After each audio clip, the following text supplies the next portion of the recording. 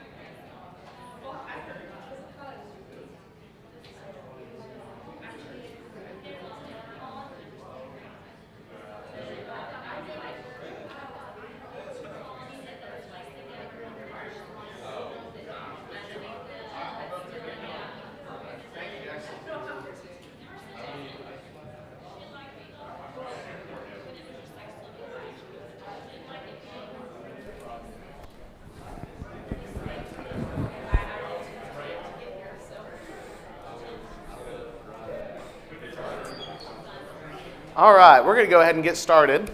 Do you want to introduce me or do you want me to? I'll let you do it for yourself. Okay. I'm gonna embarrass you. Sounds good. Sounds good. If I sound out of breath, it's because I had to hike, what was it? 13. What was your hike? 13 miles. If I'm out of breath, it's because I had to hike 13 miles in the Colorado Rockies this last week. So I'm just kidding. No, it's so good to be here with you guys tonight. I checked over the last 4 years. I've come here every summer the last 4 years. So if you don't recognize me by now, it's because I'm not memorable. And that kind of hurts my feelings a little bit. But it's always a blessing to come out here. It's nice you guys have a road now.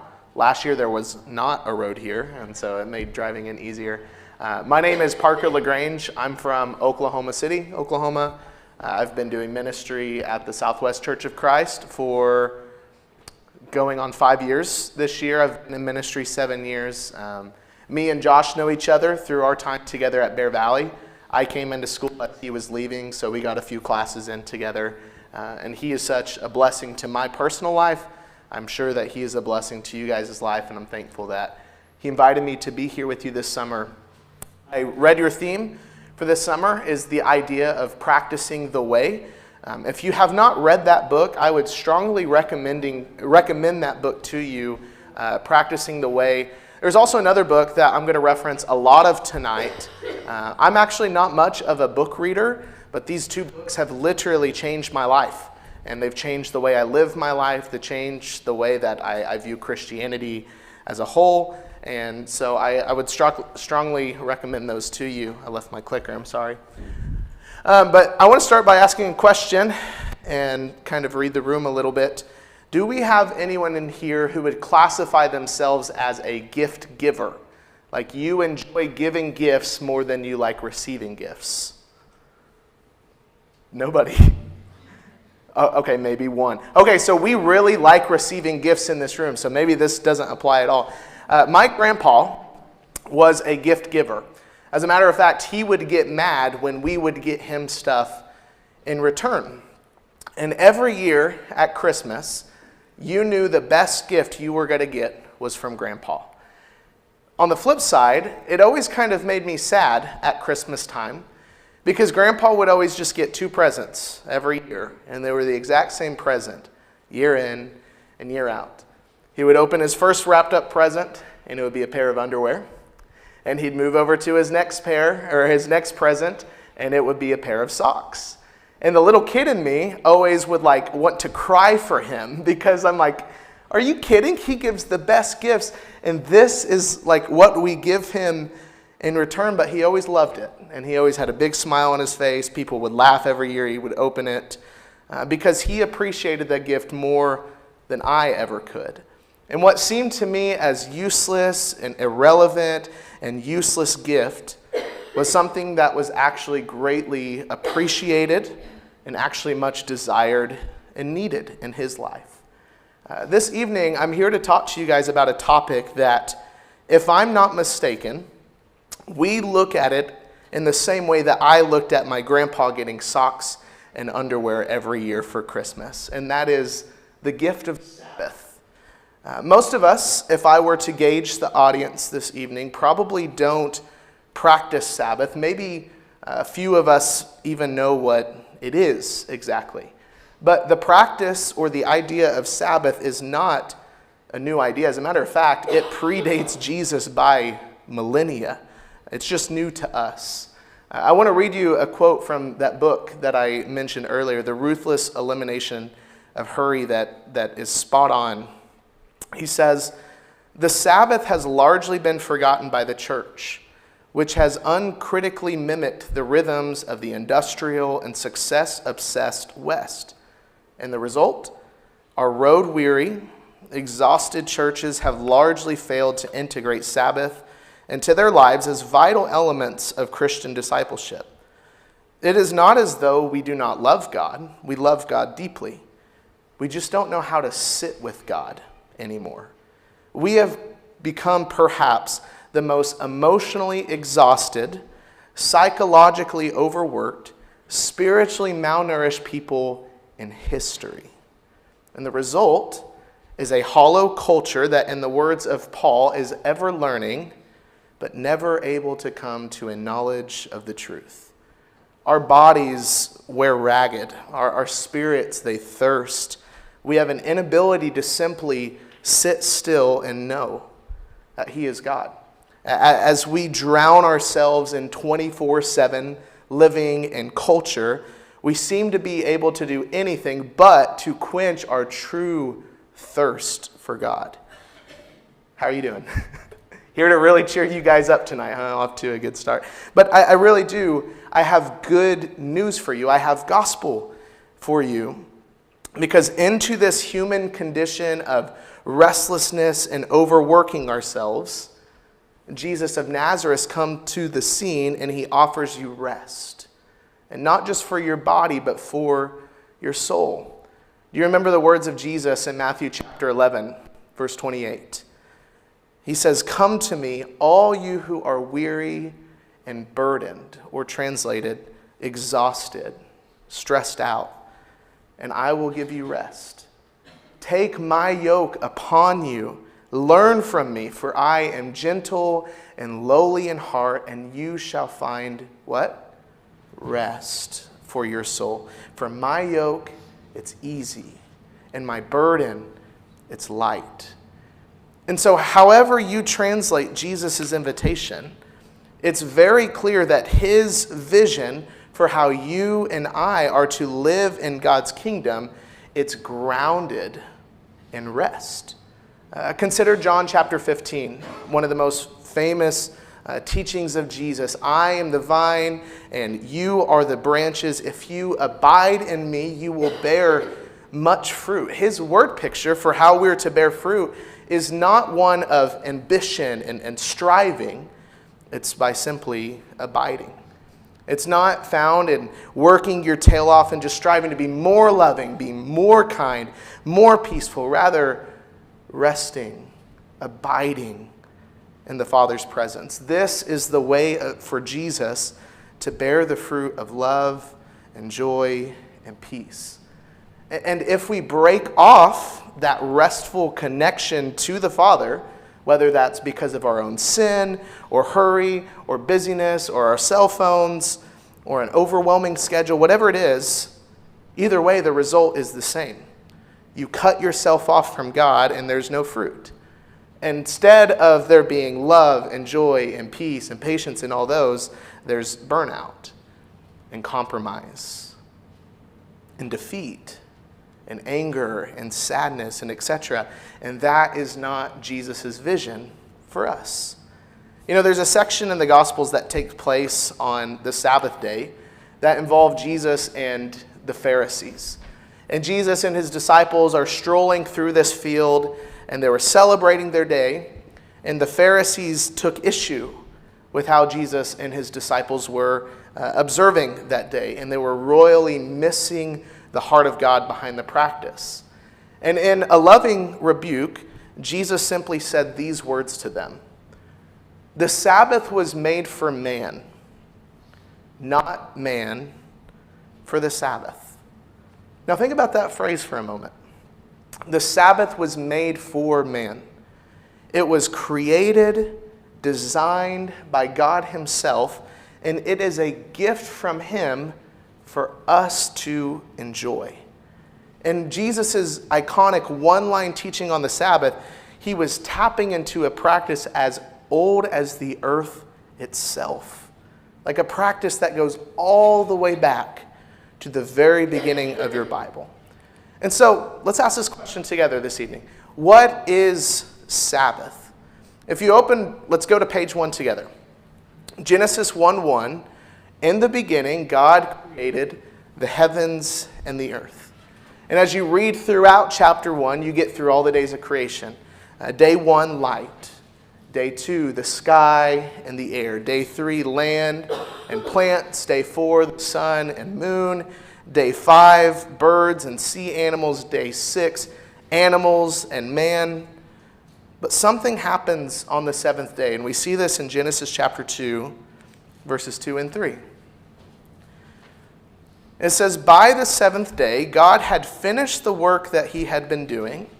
So on the seventh day, He rested from all His work. Then God blessed the seventh day and made it holy, because on it he rested from all the work of creating that he had done. Did you catch that? What did God do? He rested. Yeah, I'm not really into the Sabbath. I've got a lot of things going. God rested. Yeah, I don't know. I get the whole Sabbath thing, but I've got a lot of things to get done, and my personality type is I actually like to be with people and do things. Well, God rested. You don't get it. I have little kids. I have a busy schedule. There's no way that we could God rested. You thought your week was productive this week? Look at the week that he had in creating all of the universe. And he took time to rest. And by doing so, he built a rhythm into the DNA of creation. A tempo, a syncopated beat. Work 6 days, rest for one. But what does it mean that God rested? Was God tired? Was he burnt out? That word for rested in the original language of Hebrew is the word Shabbat, which means to stop or to cease. But it also can be translated to delight. It has this dual idea of stopping and enjoying the things that are in front of you. And so Sabbath is simply an entire day set aside to follow God's example, to stop and to delight. It's like the first Saturday of summer, where your lawn has grown, you have so much garden work, and so you go outside, you mow the lawn, you weed eat the lawn, you take care, you pull all the weeds out of the flower bed, you get rid of all the junk that was in the yard, and then you go inside, and you take that quick shower, and then you come back out and you sit on the porch, you take a drink of your choice, and you just simply sit and exist and enjoy all the work that you've just done. You delight in your work. And so Sabbath, it's to delight in the world, to delight in our lives and the world, and above all, to delight in God himself. And all of this is done, and it's rooted in God. He rested. He stopped. He set aside an entire day just to delight in his world. But notice what else God did in that section. It says that he blessed the seventh day and he made it holy. I think there's two things worth noting here. First, the Sabbath is blessed. I'm a bit of a Bible nerd, and I find it fascinating that in the Genesis story, there are three things that are blessed. The first is that God blesses the animal kingdom and tells them to do what? Be fruitful and multiply. Who else does he bless? He blesses humans and gives them the same commission, doesn't he? Be fruitful and multiply. What's the third thing that he blesses? A day. He blesses the day of Sabbath. What in the world does that mean? I think it means this. The Sabbath, just like an animal or human being, has the life-giving power to procreate, to fill the world up with more life. Let me ask you this. Is life ever tiring? That's a pretty crazy question to ask, isn't it? You ever get to the end of your day or the end of your week and you're worn down on just about every level imaginable? Physically, emotionally, sometimes even spiritually. Have you ever thought to yourself, what can I do to escape this feeling? What if there was a practice from the way of Jesus designed specifically for you in that moment? Oh, wait, there is. And it's called the Sabbath. It's how we fill our souls back up with life. And so the Sabbath is blessed. But notice the second part of that. He says, God blessed the seventh day and made it holy. It's a day that is set apart.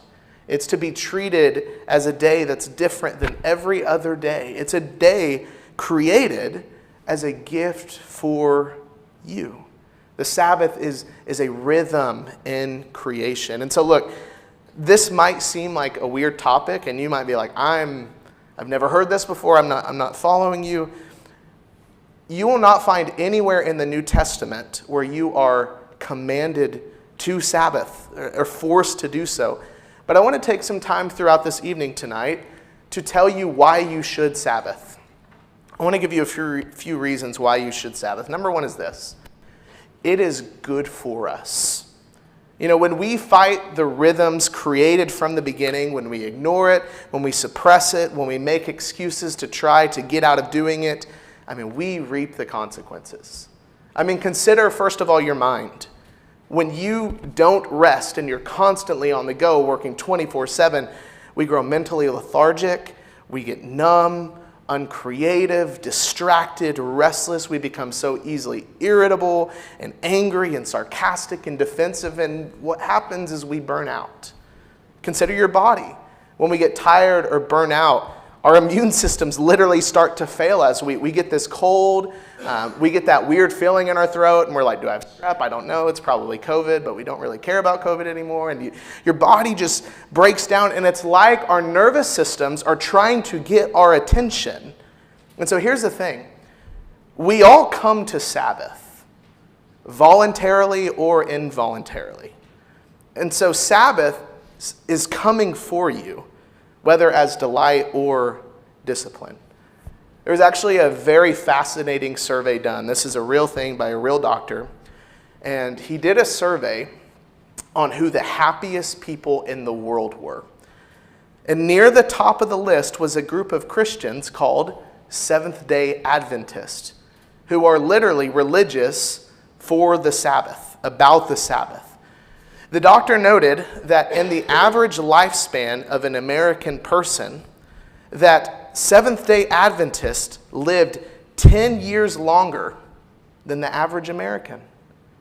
So do the math for a second. I'm not good at math, but if you do the math for a second, if over the span of an average age of life in the United States, if you rested for one whole day for your whole life, what does that add up to? About 10 years. 10 years over a lifetime, almost exactly. So if that study is to be believed, which I don't Sabbath because of this study, but if that is to be believed, you are statistically and scientifically likely to live a longer life than someone who doesn't observe the Sabbath. But not only that, you'll not only live longer, but more importantly, you'll live better. The writer of The Ruthless Elimination Hurry, his name's John Mark Comer, he said this: I deeply enjoy the practice of Sabbath. For me, it's not a legalistic hangover from some fundamentalist shtick, but a practice from the way of Jesus, a delivery system for life. 9 times out of 10, Sabbath is the best day of my week, no exaggeration. The Sabbath is the day I feel most connected to God, most connected to my wife and family, to my own soul. It's the day I feel most awake and yet most at peace. The day I expect joy, the day that sets the tone for my entire week.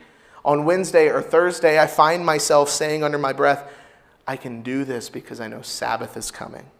On Sunday or Monday, I find myself thinking, I can do this because I'm living off of Sabbath. Simply put, he says, Sabbath is good for us. But let me consider this one. Number 2, Sabbath is something that has been practiced since the beginning. We already saw the example given to us in Genesis, but I want us to flip over to Exodus chapter 20. We're going to look at verses 8 through 11. To set the scene, Israel finds themselves camped out around Mount Sinai, and they're fresh out of Egypt where they were slaves. They were about to become a holy nation, but they needed to be told how to live, what to do, what not to do. And God, in Exodus 20, gives the people the law, and we call them the 10 Commandments. And I find it fascinating that one of those commands is longer than the rest. Look at Exodus chapter 20. We're going to pick up in verse 8 and go through verse 11. Remember the Sabbath day to keep it holy. 6 days you shall labor and do all your work, but the 7th day is a Sabbath to the Lord your God. On it you shall not do any work, you or your son or your daughter, your male servant or your female servant, or your livestock or the sojourner who is within your gates. For in 6 days the Lord made heaven and earth, the sea, and all that is in them, and rested on the seventh day. Therefore the Lord blessed the Sabbath day and made it holy. Notice the first word of this passage here that I've got circled for you. The word remember.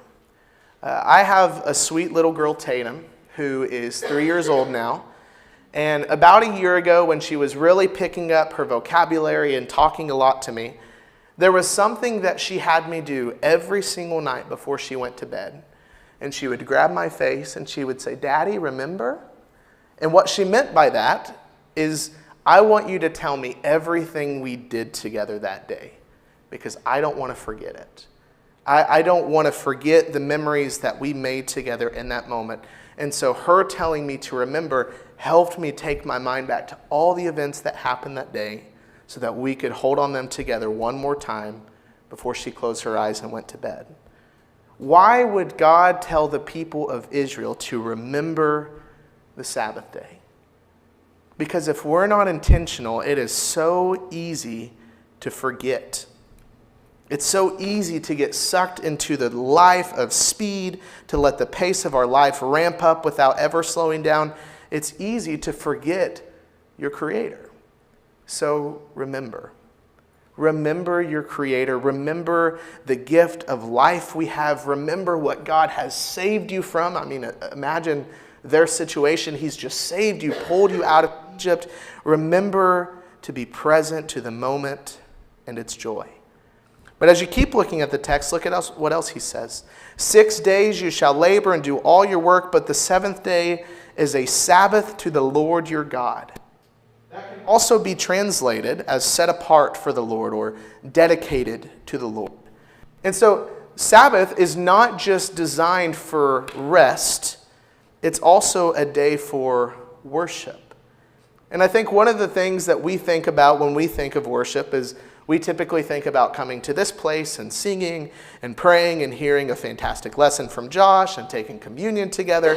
But worship is this idea of a whole life orientation toward God.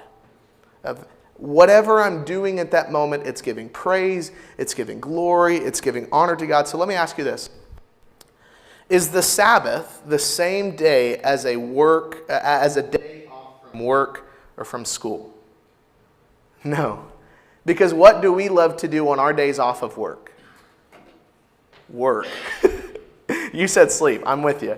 But oftentimes what we do on our days off from work is we work.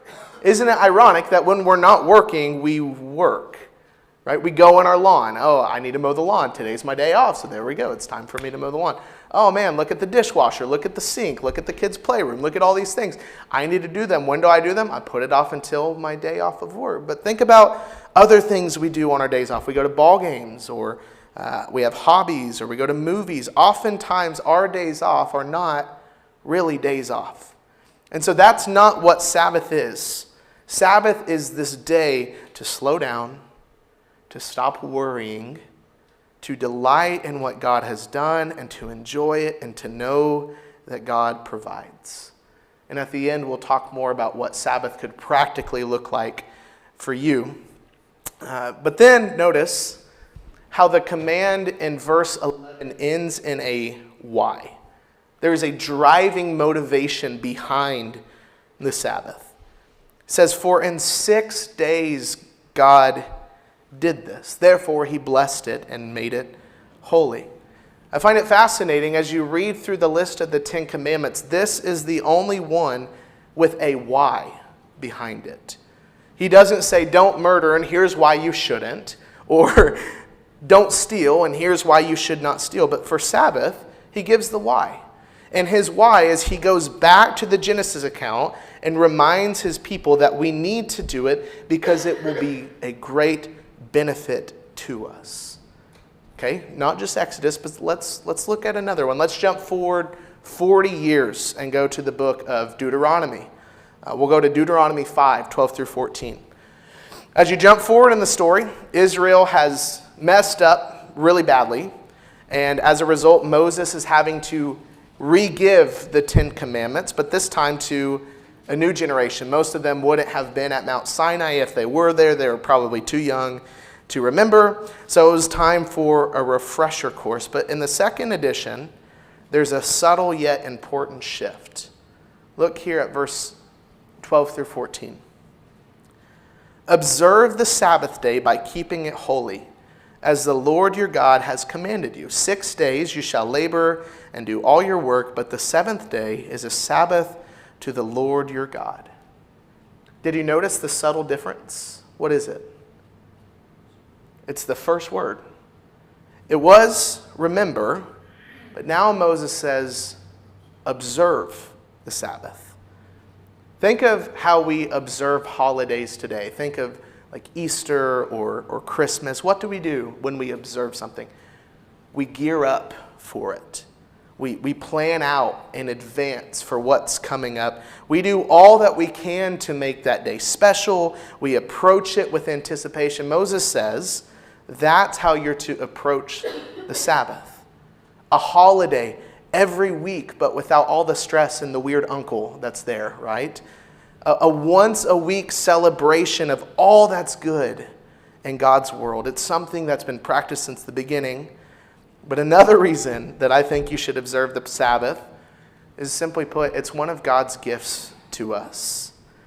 You remember how we started our time together?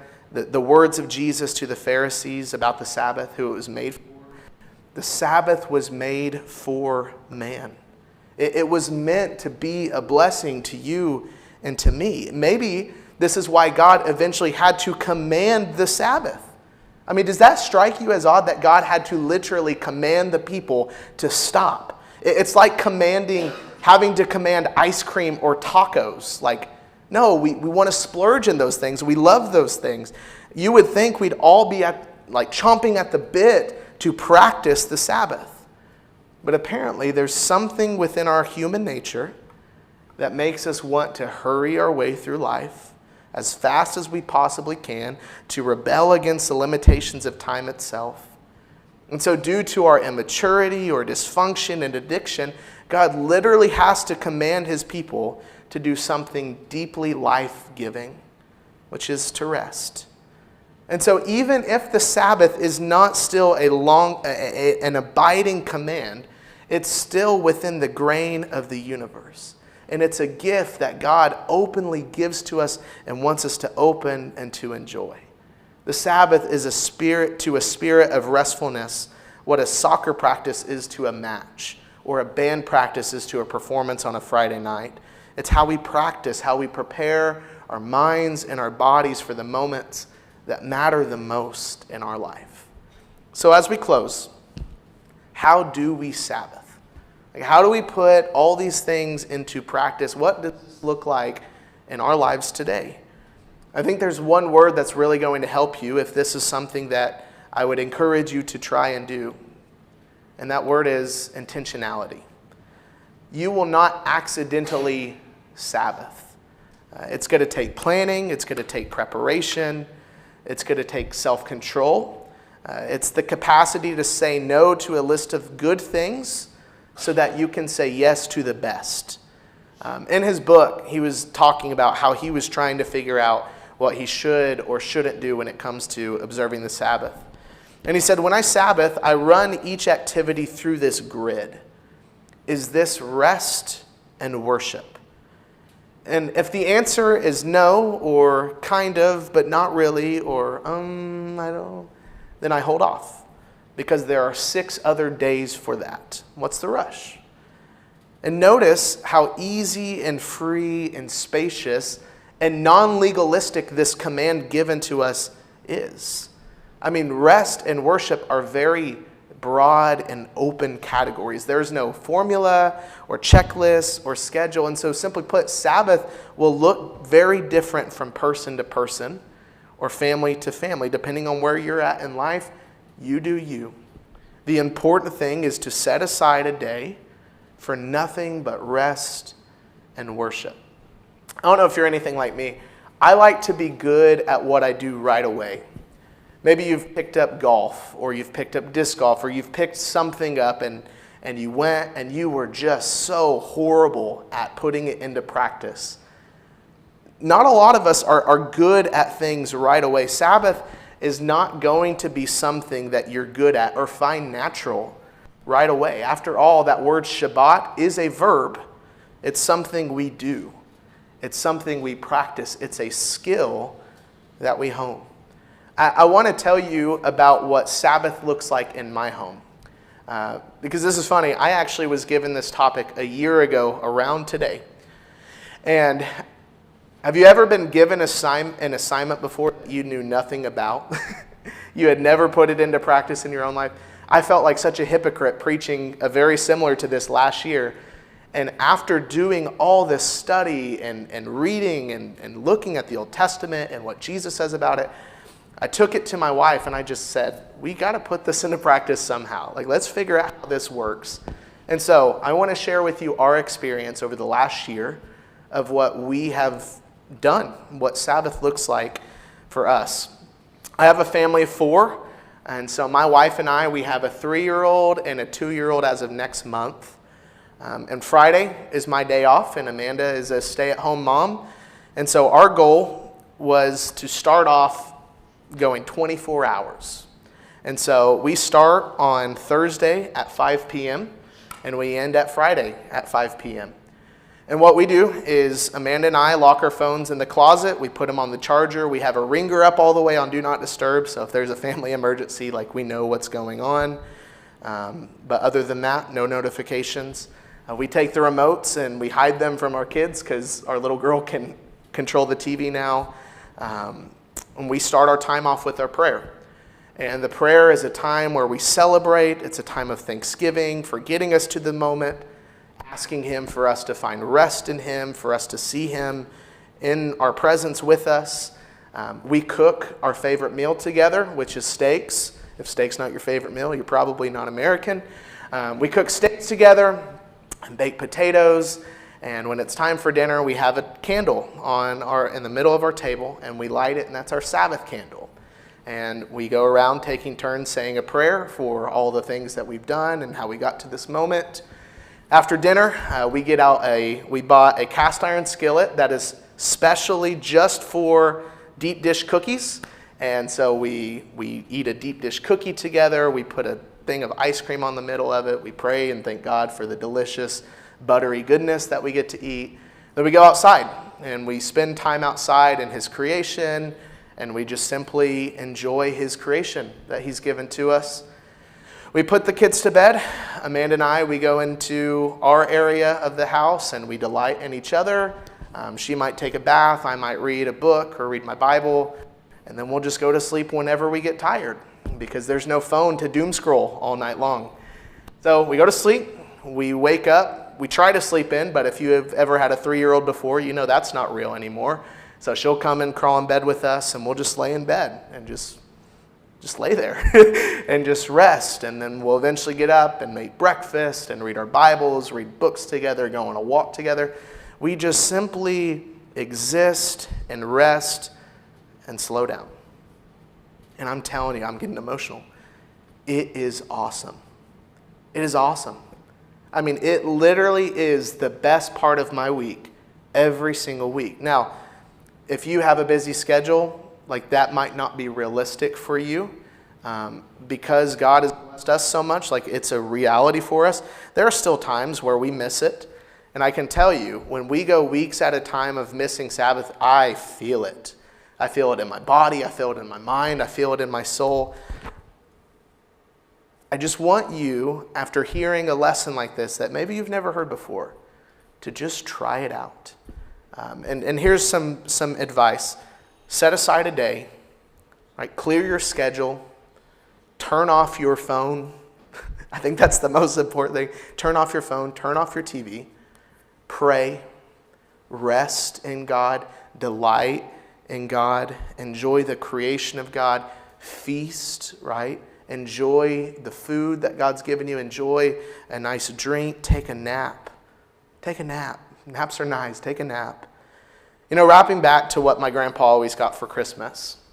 what seemed to me as something that was irrelevant and useless, it was greatly appreciated and actually much desired and needed from him. Sabbath is a gift to us from God himself that may seem irrelevant or impractical or useless, but I just simply want to challenge you to accept the gift from God and just see how it blesses you. One of the worst things we can do is run away from God. Ask Jonah. And a lot of times we don't even realize we're running away from God. But if we're never listening to his voice or hearing him, maybe we've run from him. One of the best things we could ever do for ourselves is to simply just sit and commune with God and turn everything off and get everything else out of the picture and just learn how to sit with our friend. And I'm telling you, it will be awkward. The first few weeks we did it, Amanda and I would just kind of be sitting there looking at each other like, I miss my phone. Is this weird? Like, this feels weird, doesn't it? And we don't know how to exist in a state of rest. It might be really challenging, but there is nothing better than being able to sit with a friend that created you and to just bask in his goodness. I just challenge you to do that. Maybe you can't do a whole day. Maybe you do 6 hours. Maybe you do 12 hours. Whatever it looks like for you, just give it a try.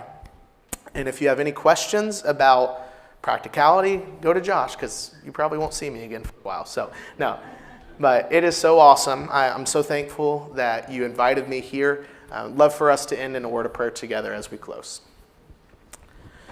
Our Father, what a blessing it is to be your children. What a blessing it is to us that you are our God. I'm so thankful for the way that you love us and provide for us and take care of us. What a blessing it is, this gift of rest that you offer to us. Father, may we take time out of our busy lives to simply slow down and to rest and to find peace and comfort and shelter in you as our God. I pray for any heart tonight that is filled with grief or filled with sorrow or filled with busyness so much that they can't see you or feel you or hear you. And I pray that you would bring us to a time of rest where we can simply exist with you and do life with you as our God. I pray that you would bless us tonight as we go from this place. I thank you for every brother and sister here. I thank you for the relationships that we have with one another simply because of the blood of Jesus, how it binds us and unites us together. I pray that you would be with them as they go throughout this summer, as they talk more about these lessons of practicing the way of Jesus. And I pray that they would completely and utterly change the way that they live their lives in a positive way so that they can know you more fully. What a blessing it is to be your children. What a blessing it is to be here with the church tonight. I pray that you would guide us and be with us as we go home. We love you so much. Pray these things in your Son's name. Amen. Thank you.